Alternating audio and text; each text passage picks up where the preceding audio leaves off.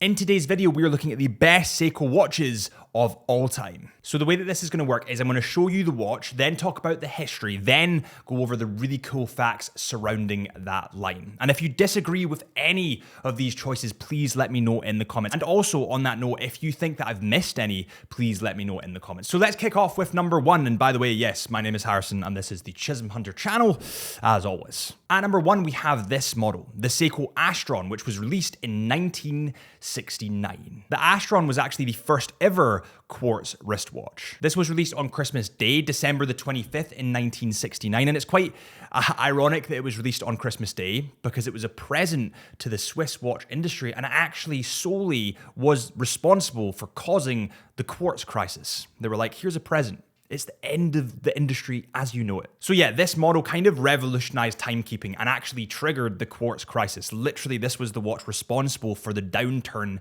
in our industry that we love so much. So although I do love this watch and there's so much history behind it, it's peppered with a layer of hate because it caused the quartz crisis. All right, so now we get to some cool facts surrounding the Astron. So this watch was actually accurate to +5 seconds per month. And at that point in 1969, that was totally unheard of. Only 100 of these watches were produced initially, and all of them had the same price point as a Toyota Corolla. And the final cool fact is the Astron line actually continues today as a solar-powered GPS watch that adjusts to 39 time zones. Now, love this watch or hate it for what it did to the industry, the luxury watch industry, you can't deny that it is a moment, a key moment in history. And it's testament to Seiko's forward-thinking nature. They're always innovating, they're always creating something new.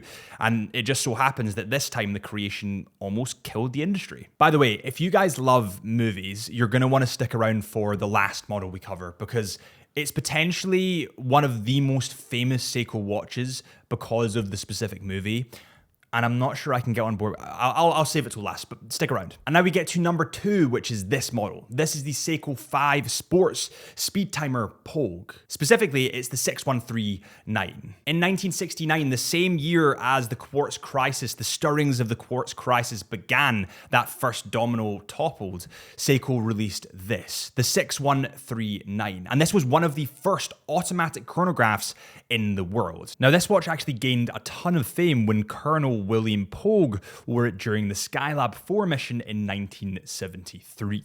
Now, interestingly enough, he actually did this without NASA's knowledge. NASA did not approve him wearing this watch. He did it of his own accord and didn't tell them about it. And I have a hunch that NASA would have said no. I mean, you don't want anything when on these missions to impact the mission at hand. Even if it's so minutely marginal, you still don't want anything outside the norm happening from the tests. And now we get to some cool facts. So this specific watch was the first ever automatic chronograph in space. And interestingly enough, this watch was actually bought off the shelf. So he didn't get it from Seiko specifically. He went into a retailer or a store and bought this watch himself off the shelf. I didn't mean for that to rhyme, but it did. At the time, it was bought for $71, which is kind of wild. Next on the list, we have the Seiko Divers 6105, commonly known as the Captain Willard. This specific model became pretty legendary after being worn by Martin Sheen in Apocalypse Now. It was also favored by the US soldiers in Vietnam for its ruggedness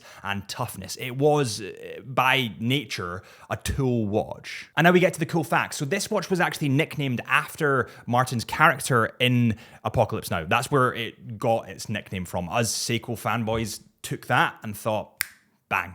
Got it. This watch was one of the most popular Seikos to feature that iconic 4 o'clock crown position and also a cushion cut case. It was, by its nature, very unique for that time period. This watch since then, and partially since the movie, has become an absolute cult classic. I mean, every single Seiko fanboy and their dog want this specific model. It's really insane. And because I've got a Seiko now, I feel like I'm more in that world. I'm in the Seiko world.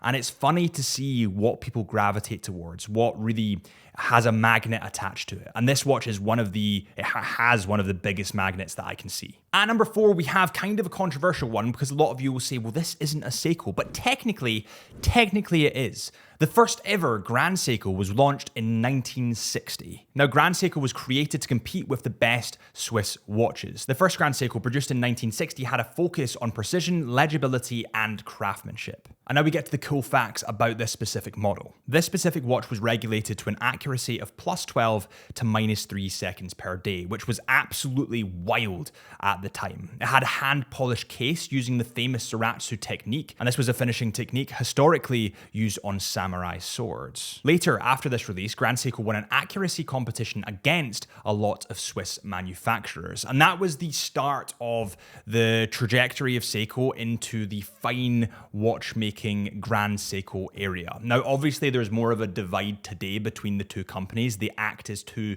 separate entities now, but back in the day, they were still the same company, and Seiko were trying to position themselves as Grand Seiko if you wanted to go upper class, or Seiko if you wanted the more affordable version. Next on the list, we're getting to a fan favorite, but before we get there, if you could do me a huge favor and hit that subscribe button to help a fellow watch nerd out, I'd really appreciate it. This is the Seiko Tuna, and it might be one of the most recognized Seiko watches in the world today. It is an absolute fan favorite, including myself, I have to say, and it's just an epic model. I could just leave it there, but I do have more. So interestingly enough, this watch was actually developed after a letter from a professional diver, and he inquired why his watches kept failing. Seiko responded with this revolutionary diver. This was the first watch ever to use a titanium monocoque case and an L-shaped gasket. It was rated to 600 meters of water resistance with no helium escape valve. Just to put that into perspective,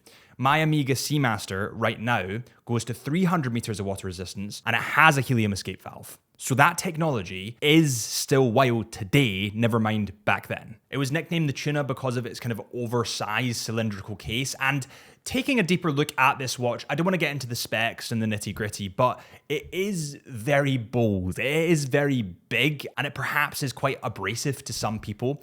I kind of liken it to the Big Pilot, IWC's Big Pilot. Now they obviously have the Spitfire, which is the wearable version of the Big Pilot. I think that the Big Pilot is pure in its DNA, just like the Tuna, but it's not as wearable as other watches today. All right, next up we have this. This is the Seiko SKX007, released in 1996. The Seiko SKX became Seiko's entry-level dive watch. It was kind of known for being a brilliant diver at a brilliant price. It had all the functionality you wanted, but it wasn't that expensive. This watch has an ISO 6425 certified diver's watch with a 200 meter water resistance. The 007 specifically used the reliable and pretty rugged 7S26 automatic movement, and in 2019 this watch was actually discontinued but remains an absolute legend in Seiko's arsenal. Now today that collection has expanded into all areas of Seiko, and the SKX collection is probably one of the most wearable collections of Seiko, I would say. It's probably the one that I would steer towards now that I've got my first Seiko. I want the more wearable version, because the one that I have specifically is quite big. Next on the list, we're looking at Japan's first ever wristwatch. This is the Seiko L'Oreal, released in 1913, and this was Japan's first wristwatch. Before this, Japan was almost entirely reliant on Western imports for timepieces. Now, some pretty cool facts surrounding this specific model. It was actually handmade and had enamel dial crafted by Japanese artisans. It was powered by a 12-ring pocket watch movement adapted for the wrist. And the L'Oreal is where Seiko began. It is where that incredible Seiko journey started. And without the L'Oreal, you do not get Seiko today. It is the beginning. That is what that watch is. And I love that. Okay, movie fans are gonna love this one. So if any of you guys have seen Alien, I mean the original Alien, not the crappy copy and pastes that they're doing now, the original goated Alien movie, I believe it was released in 1986, then you might recognize this watch. This is the Seiko 7A28-7000, and it's nicknamed the Ripley. The 7A28 was actually the world's first analog quartz chronograph model, and it became extremely famous when it was worn by Sigourney Weaver's Ripley in Aliens. Before we get onto the cool facts, let's just talk about the way that this watch looks to start with. I'm not saying that I love the looks of this watch. It is extremely futuristic, and it does suit this movie. It does suit Aliens. I mean, they're in the future in this movie, but I mean, the big bulge off the right-hand side, I'm not sure I can get on board with. I love the fact that it looks futuristic, but I think in terms of actual everyday use, I would struggle to get this watch. But let me know what you guys think of that in the comments, because maybe I'm going too far, but I'm not sure I can get on board with that massive block coming out the right-hand side. It's as if this watch wants to be a circle, but is turning into a square. With that said, because of that really bold, kind of weird asymmetrical design, it became an instant classic. There is nothing else like that, even today. This specific model was actually powered by the 7A28 movement, which is fully analog and serviceable, which is kind of wild. And the final fact is possibly that it's worn in the most incredible movie ever to be made, sci-fi movie that is, ever to be made. I mean, despite their best efforts of revitalizing Aliens, they keep copying and pasting the same story, and it's just never, it's never going to be the same. I mean, they had one alien that was so terrifying because it was so smart and it could kill everybody. And then the next movies, they started to spawn hundreds of aliens that were really easy to kill. It was just, I don't know, I should really make a separate YouTube channel just for movie rants. And that is all from me today. Thank you guys so much for watching this Chisholm Hunter video. Make sure you hit that subscribe button if you haven't already. I'd really appreciate it. Or follow our Instagram at Chisholm Hunter Watches, or my Instagram at HP Lifelens, or the podcast, the Into the Mind podcast. And I'll see you guys real soon.